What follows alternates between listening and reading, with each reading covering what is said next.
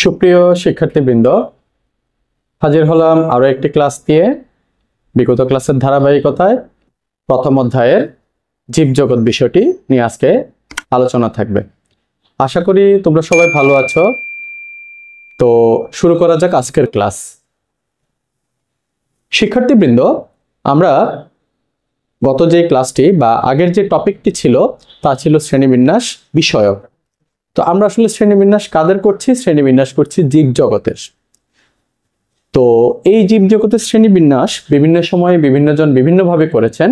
তোমরা যদি তোমাদের বই পড়ো তাহলে দেখতে পাবে। তো এখান থেকে আমি কিছু কথা উপস্থাপন করছি বা করেছি, যদি লক্ষ্য করে দেখবে। জীবজগৎ অথবা লিভিং ওয়ার্ল্ডকে আসলে ক্যারোলাস লিনিয়াসের সময়কাল থেকে বিংশ শতক পর্যন্ত, শিক্ষার্থীবৃন্দ লক্ষ্য করো, বিংশ শতক পর্যন্ত বা তার মাঝামাঝি সময় পর্যন্ত জীবজগৎকে উদ্ভিদ জগৎ ও প্রাণী জগৎ এই দুই ভাগে ভাগ করা হতো।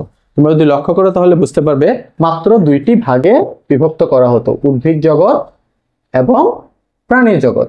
এই দুই ভাগে তাদেরকে বিভক্ত করা হতো। তো এই ক্ষেত্রে পরবর্তীতে বিজ্ঞানের উৎকর্ষতায় ডিএনএর আবিষ্কার ঘটে। এরপর আরএনএ সম্পর্কে আমরা ধারণা লাভ করতে পারি। ডিএনএ এবং আরএনএ আবিষ্কার হওয়ার পরে বা ধারণা লাভ করার পরবর্তী সময়কালে যেই রেভলিউশনটা ঘটে বা যেই একেবারে বিজ্ঞানের যুগান্তকারী ঘটনাগুলো ঘটে, তার মধ্যে একটি ছিল যে জীবদেহে কোষের বৈশিষ্ট্য, সংখ্যা এবং তাদের খাদ্যাভ্যাস সম্পর্কে আর স্পষ্টভাবে ধারণা লাভ করতে পারা। এই ধারণাগুলো যখন বিজ্ঞানীরা গ্যাদার করতে পারেন, একত্রিত করতে পারেন, তার উপর ভিত্তি করে সমগ্র জীবজগৎকে বিভাজন করার একটা সিদ্ধান্ত হয়। ঠিক ওই সময়টাতে 1969 সালে আর.এইচ. হুইটেকার নামক একজন বিজ্ঞানী 5 রাজ্য শ্রেণীবিন্যাস প্রস্তাব করেন। আবারও দেখো, শ্রেণীবিন্যাস শব্দটি কিন্তু আসলো, অর্থাৎ জীবজগৎকে শ্রেণীবিন্যাস করা হয়েছে, জীবজগৎকে সাজানো হয়েছে। যাই হোক, তো আর যে শ্রেণীবিন্যাসটা ছিল সেই শ্রেণীবিন্যাসটাকে আরো বেশি পরিমার্জিত, পরিবর্ধিত এবং রূপান্তরিত করে আরো বেশি স্পষ্ট ধারণা নিয়ে 1974 সালে মার্গুলিস সাহেব হুইটেকার কর্তৃক যে শ্রেণীবিন্যাসটা প্রদত্ত হয় সেটার আরেকটা পরিবর্তিত এবং বিস্তারিত রূপ প্রদান করে। আশা করি তোমরা বুঝতে পারছো, পরিবর্তিত এবং বিস্তারিত রূপ প্রদান করেন। সেই বিস্তারিত রূপটি আসলে এখানে বোর্ডে উপস্থাপন করা হয়েছে। তো শিক্ষার্থীবৃন্দ, আমরা জীবজগৎ বা শ্রেণীবিন্যাস সম্পর্কে জানছি বা লিভিং ওয়ার্ল্ডের শ্রেণীবিন্যাস সম্পর্কে জানছি। লিভিং ওয়ার্ল্ডকে বিজ্ঞানী আর.এইচ. হুইটেকার এবং মার্গুলিস এই দুইজন মিলে সমগ্র জীবজগৎকে উল্লেখ করেন। তারা 5 ধরনের জীব রয়েছে, 5 ধরনের জীব রয়েছে। বলছেন সমগ্র জীবজগৎকে প্রধানত 2টি সুপার কিংডমে বিভক্ত করা হয়। তো আশা করি শিক্ষার্থীবৃন্দ তোমরা সেটা জানো যে কিংডমের বাংলা হচ্ছে গিয়ে রাজ্য এবং সুপার কিংডমের বাংলা হচ্ছে গিয়ে অধিরাজ্য। এগুলাকে অধিরাজ্য হিসেবে অভিহিত করা হয়। সুপার কিংডম মানে অধিরাজ্য, অধিরাজ্য মানে আমরা যখন শ্রেণীবিন্যাসের ধাপগুলো নিয়ে আলোচনা করব তখন আরেকটু বিষয়টি পরিষ্কার হবে।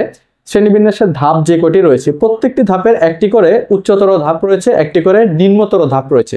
স্পেসিফিক যে 7টি ধাপ রয়েছে সেই 7টি ধাপের নিম্ন ধাপকে বলা হয়, যেমন ধরো এই ক্ষেত্রে আমরা অধিরাজ্য বলছি, যদি অধিরাজ্যের যে ছোট কোনো রাজ্য হয় বা রাজ্যের নিচের কোনো স্তর হয় সেটিকে বলা হবে উপরাজ্য। আশা করি তোমাদের মনে আছে, তোমরা যখন 8ম শ্রেণীতে প্রাণীরাজ্যের শ্রেণীবিন্যাস পড়েছিলে, সেই শ্রেণীবিন্যাসের মধ্যে করডাটা পর্বকে 3টি উপপর্বে বিভক্ত করা হয়েছিল। তো ওই উপশব্দটি আসলে সাব ফাইলাম হিসেবে অভিহিত। তো আমি সেই উপকথাটিকেই উপস্থাপন করছি। যদি অধিরাজ্য থেকে থাকে, যদি রাজ্যের ধরন ভিন্ন হয় বা রাজ্যের মধ্যে বৈচিত্র্যময়তা বেশি থাকে, অধিরাজ্য যেমন থাকতে পারে ঠিক বৈচিত্র্যময়তা এবং সংখ্যার উপর নির্ভর করে অনেক সময় উপরাজ্য থাকতে পারে বা উপশ্রেণী, অধিশ্রেণী থাকতে পারে, উপবর্গ, অধিবর্গ থাকতে পারে। আমি মনে হয় ব্যাপারটা বুঝাতে পারলাম। তো পরবর্তীতে এই সমগ্র জীবজগৎকে, লিভিং ওয়ার্ল্ডকে তারা 2টি ভাগে বা 2টি অধিরাজ্যে বা 2টি সুপার কিংডমে বিভক্ত করেন। একটিকে বলতেছেন তারা প্রোক্যারিওটা, অপরটিকে বলছেন ইউক্যারিওটা। তো এখানে শব্দগুলোকে যদি একটু বিশ্লেষণ করে ভাঙার চেষ্টা করা হয় তাহলে লক্ষ্য করবে যে প্রো শব্দের অর্থ হচ্ছে আদি এবং ক্যারিওটা শব্দটা হচ্ছে কোষ সম্পর্কিত বা কোষ কথাটাকে নির্দেশ করে। ক্যারিওটা শব্দটা আসলে কোষকে নির্দেশ করে। তাহলে এখান থেকে আমরা খুব সহজেই বুঝতে পারছি প্রোক্যারিওটা মানে আদি কোষকে নির্দেশ করছে। একই রকম ভাবে ইউ শব্দটার অর্থ হচ্ছে জেনুইন, ইংরেজিতে যদি বলা হয় জেনুইন বা একেবারে অরিজিনাল বা যেটা সত্য বা যেটাই আছে ফ্যাক্ট, এটাকে ইউ শব্দটা দ্বারা প্রকাশ করা হয়। ইউ একটা গ্রিক শব্দ।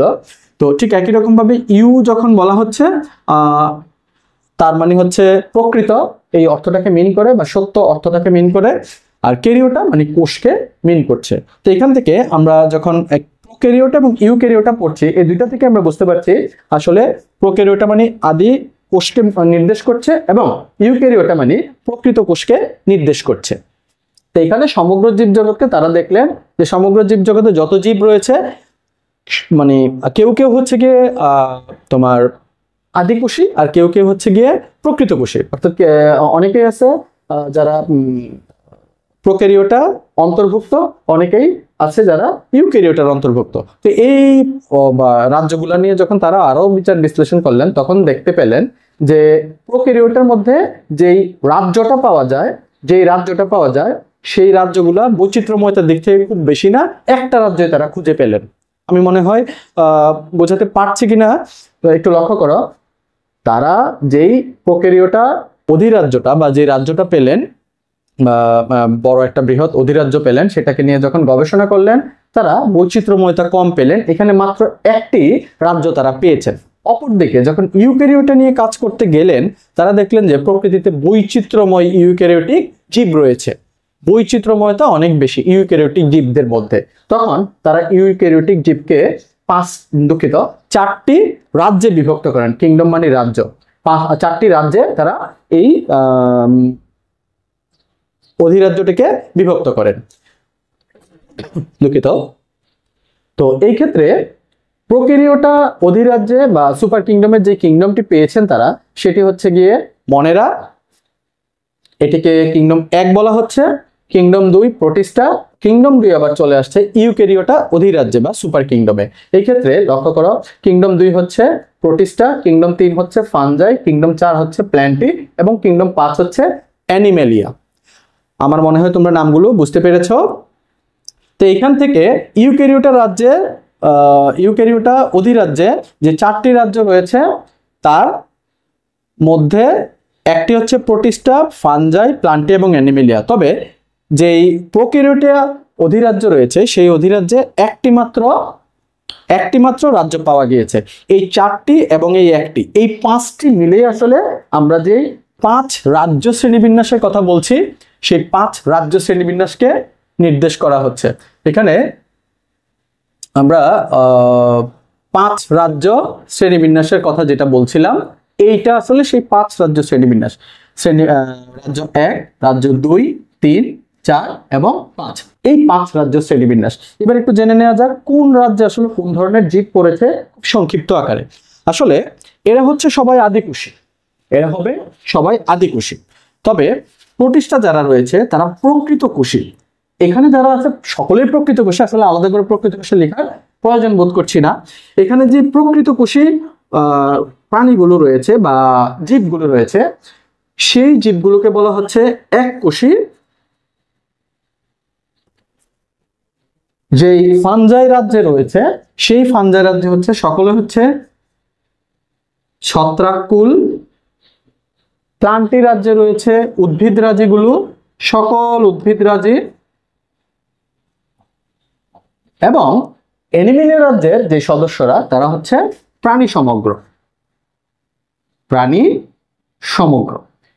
এই যেই জীবেদের সমাহার আমরা দেখতে পাচ্ছি, এই জীব নিয়ে আসলে আমাদের জীবজগৎ এই 5 ধরনের জীব পাওয়া যায়। যদিও এটি নিয়ে কিছুটা মতভেদ রয়েছে।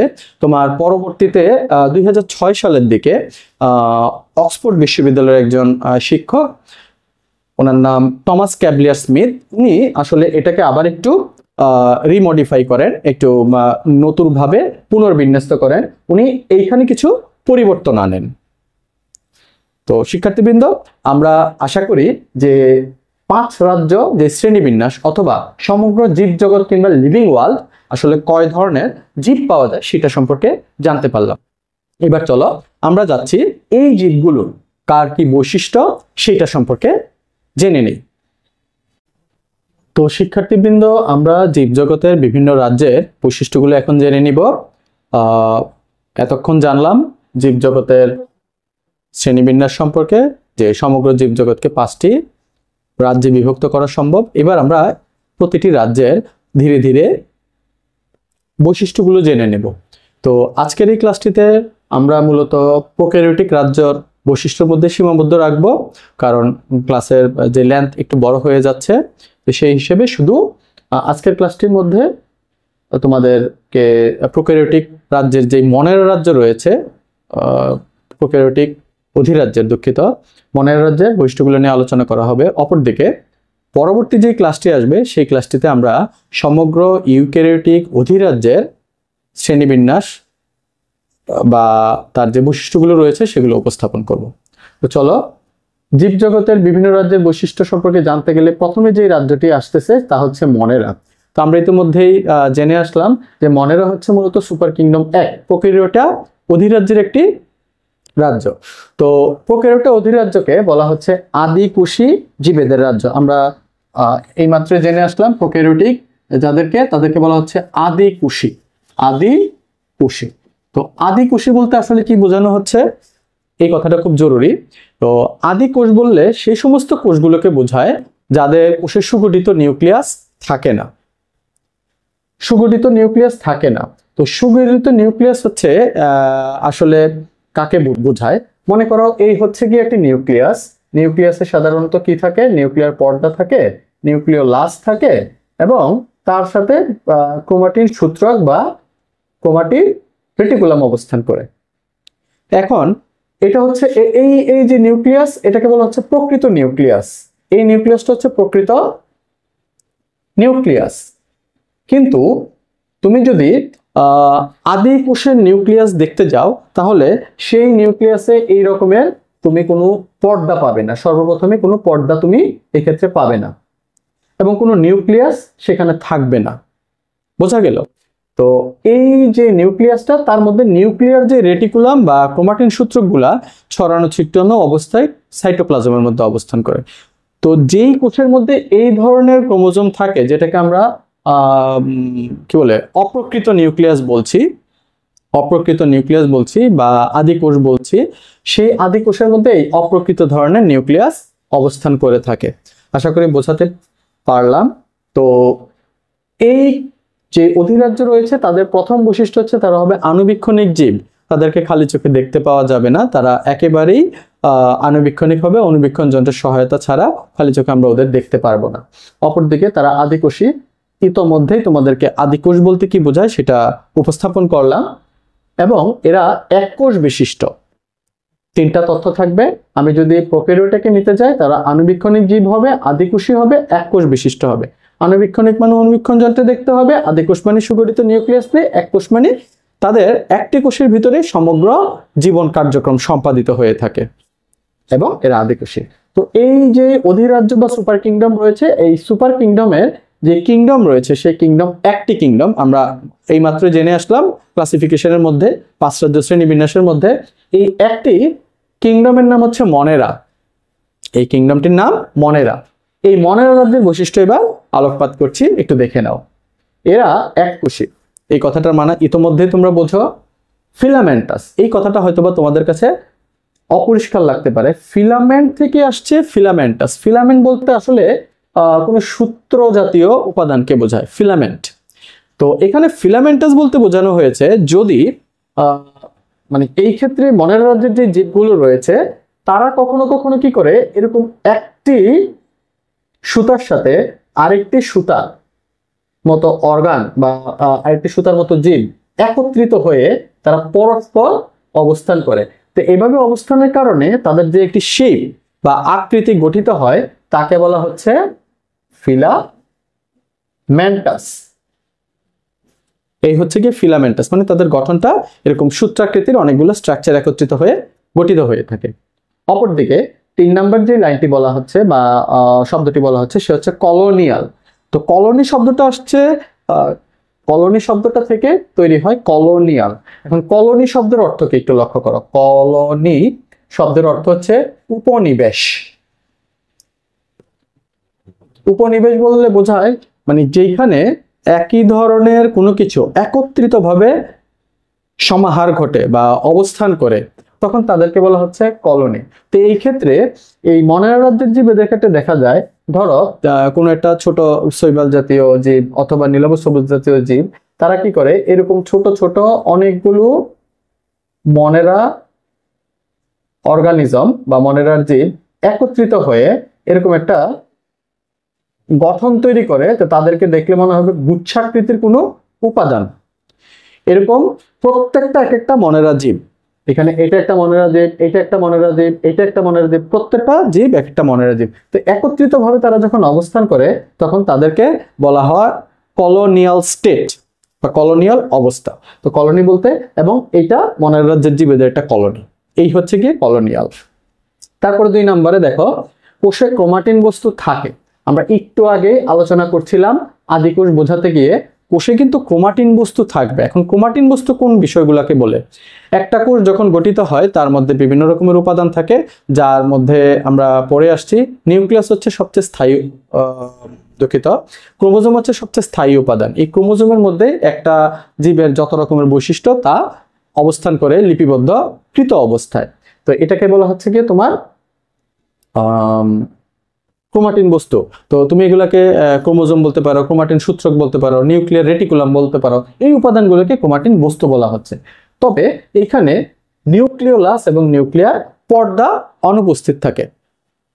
নিউক্লিয়ার লাস ও নিউক্লিয়ার পর্দা অনুপস্থিত থাকে। একটু আগে তোমাদের সঙ্গে আলাপ করছিলাম যে এটা আসলে আদিকোষ হওয়ার কারণে এতে নিউক্লিয়াস লাসও থাকবে না, নিউক্লিয়ার পর্দাও থাকবে না। 3 নম্বরে দেখো, এদের কোষে কোনো অঙ্গাণু যেমন প্লাস্টিড, মাইটোকন্ড্রিয়া, এন্ডোপ্লাজমিক রেটিকুলাম বা এন্ডোপ্লাজমিক জালিকা থাকবে না। মানে যেই আদিকোষী জীব আছে তার মধ্যে আসলে কোনো অঙ্গাণুই থাকে না, একমাত্র ক্রোমাটিন উপাদান থাকে, ক্রোমাটিন বস্তু থাকে। এতে সুগঠিত নিউক্লিয়াস থাকবে না, কোনো রকমের অঙ্গাণু থাকবে না। হ্যাঁ, তবে গুরুত্বপূর্ণ একটা বিষয় হচ্ছে এর মধ্যে রাইবোজোম অবস্থান করে। এই কথাটা জেনে রাখো, এর মধ্যে অবশ্যই রাইবোজোম অবস্থান করে। কেন আসলে রাইবোজোম অবস্থান করে, তোমরা যদি 2য় অধ্যায় পড়ো তাহলে বিষয়টা আরো পরিষ্কার হবে। রাইবোজোমের কাজ হচ্ছে গিয়ে প্রোটিন সংশ্লেষণ করা। প্রোটিন সংশ্লেষণের মাধ্যমে রাইবোজোম আসলে একটা জীবের সকল রকমের বৈশিষ্ট্য প্রকাশের ব্যবস্থা করে। একটা জীবের বৈশিষ্ট্যগুলো প্রকাশ পায় একটা প্রোটিনের মাধ্যমে। তো এই প্রোটিন তৈরির কারখানা হচ্ছে রাইবোজোম। যদি রাইবোজোম না থাকতো তাহলে একটা ব্যাকটেরিয়া কিংবা একটা নীলাভ সবুজ শৈবাল বা একটা মনেরা জীব বা একটা আদিকোষী জীব আসলে তোমার করতে পারতো না, তার বৈশিষ্ট্যগুলো প্রকাশ পেতে পারতো না। এই কারণে রাইবোজোমটা জরুরি। তার অর্থ হচ্ছে তাহলে আমরা যে বিষয়টা পেলাম যে এইখানে কোনো রকমের অঙ্গাণু না থাকলেও রাইবোজোম অবস্থান করবে। কোনো নিউক্লিয়াস থাকে না, অঙ্গাণুও থাকে না, তবে রাইবোজোম অবস্থান করবে। এবার দেখো তারা কিভাবে কোষ বিভাজন করে। একটা জৈবিক সত্তা সে কিন্তু বিভাজিত হবে, সংখ্যায় বৃদ্ধিপ্রাপ্ত হবে, বংশ বিস্তার করবে। তো এখানে এই জীবটা তার ব্যতিক্রম নয়। এখানে যেই মনের রাজ্যের যে জীবগুলো আছে তারা কোষ বিভাজন করবে সাধারণত দ্বিবিভাজনের মাধ্যমে। তাদের কোষ বিভাজন সম্পাদিত হবে দ্বিবিভাজন প্রক্রিয়ার মাধ্যমে। অপরদিকে দেখো তারা পুষ্টি কিভাবে গ্রহণ করে। তারা শোষণ পদ্ধতিতে পুষ্টি গ্রহণ করে। তারা সাধারণত শোষণ পদ্ধতিতে পুষ্টি গ্রহণ করে। তা সে একটা পুষ্টি গ্রহণকারী মিডিয়াম বা মাধ্যমে গমন করে। এরপরে ওই মিডিয়াম থেকে সে শোষণের মাধ্যমে তার দেহ ত্বক তো বলা যাবে না, আসলে প্লাজমা মেমব্রেন বা তার যে সাইটোপ্লাজম বা প্রোটোপ্লাজম রয়েছে তার মাধ্যমে আসলে সে বিভিন্ন রকমের রস বা তরল জাতীয় খাদ্য শোষণ করে। এই হচ্ছে গিয়ে তার শোষণ প্রক্রিয়া। অপরদিকে এমন কিছু জীব রয়েছে মনের রাজ্যের মধ্যে আদিকোষী, যারা কিনা এখনো ফটোসিনথেসিস বা সালোক সংশ্লেষণ প্রক্রিয়ার মাধ্যমে তোমার তাদের পুষ্টিদ্রব্য উৎপাদন করে তারপরে তাদের পুষ্টি নির্বাহ করে থাকে। তাহলে আমি যেহেতু কেউ এখনো সালোক সংশ্লেষণ প্রক্রিয়া সম্পাদন করে থাকে পুষ্টির কাজ, সেই ক্ষেত্রে আমি এটাকে বাদ দিতে পারছি না, এখানে বাদ দেওয়ার সুযোগও নেই। তোমার কাছে প্রশ্ন জাগতেই পারে যে অন্য কোনো জীবজগতের অন্য কোনো জীব তো আসলে সালোক সংশ্লেষণ প্রক্রিয়ায় খাদ্য উৎপাদন করতে পারে না, এক্সেপ্ট প্ল্যান্টই বা উদ্ভিদ রাজি বা উদ্ভিদ কুল যাদেরকে আমরা বলছি। কিন্তু এই ক্ষেত্রে ব্যতিক্রম হচ্ছে মনের রাজ্যের জীবরা। এরাই একমাত্র জীব যারা কিনা সালোক সংশ্লেষণ, উদ্ভিদের মতো তারাও সালোক সংশ্লেষণ করতে পারে। তো শিক্ষার্থীবৃন্দ, আমরা ইতোমধ্যেই এই যেই মনের রাজ্যটি রয়েছে তার সম্পর্কে একটি ধারণা লাভ করলাম। এরা হবে তোমার এককোষী হবে, ফিলামেন্টাস হবে, কলোনিয়াল হবে। ওদের নিউক্লিয় লাস্ট থাকবে না, নিউক্লিয়ার মেমব্রেন থাকবে না, শুধুমাত্র ক্রোমাটিন সাবস্টেন্স থাকবে, কোনো প্রকৃত নিউক্লিয়াস তার মধ্যে নেই। অপরদিকে এখানে কোনো অঙ্গাণুও থাকবে না, সেটা হোক এবার প্লাস্টিড হোক, এবার এন্ডোপ্লাজমিক রেটিকুলাম, মাইটোকন্ড্রিয়া, কোনো রকমের অঙ্গাণু, লাইসোজোম, কোনো অঙ্গাণু এর মধ্যে অবস্থান করবে না। থাকবে একমাত্র রাইবোজোম, কারণ রাইবোজোম তার বিভিন্ন রকমের বৈশিষ্ট্য প্রকাশের জন্য প্রোটিন উৎপাদন করে দিবে, এই কারণে আসলে রাইবোজোম তার মধ্যে থাকে। আর সে কিভাবে পুষ্টি গ্রহণ করে বা পুষ্টি সংগ্রহ করে, সে আসলে শোষণ প্রক্রিয়া পুষ্টি সংগ্রহ করে, আর সালোক সংশ্লেষণ প্রক্রিয়া কেউ কেউ পুষ্টি সম্পাদন করে থাকে। বিভাজন করবে অবশ্যই দ্বিবিভাজন প্রক্রিয়া। তো ধন্যবাদ শিক্ষার্থীবৃন্দ, আমরা আজকের ক্লাসটি সমাপ্তি এইখানেই টানতে চাচ্ছি।